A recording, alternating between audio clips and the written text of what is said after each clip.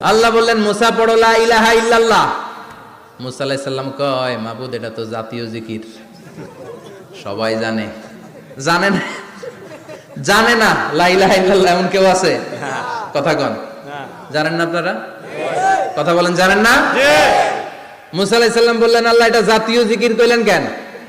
আমি তো চাইছি এক্সট্রা অর্ডিনারি, অসাধারণ একটা জিকির, সুপারক্যালিফ্রাজিলিস্টিক এক্সপিয়ালিডোসাস, এক্সেলেন্ট একটা জিকির, আনপ্যারালাল, কারো কাছে নাই, শুধু আমি জানবো আর আমি পড়বো। আল্লাহ বললেন মুসা এই লা ইলাহাকে যদি এক পাল্লায় রেখে দাও, তামাম বিশ্ব, সাত আকাশ, সাত জমিনটারে তুলে যদি তুমি আরেক পাল্লায় রেখে দাও, লা রাজাহাত কাফাতু লা ইলাহা ইল্লাল্লাহ, মুহূর্তের মধ্যে লা ইলাহার পাল্লা ভারী হয়ে যাবে।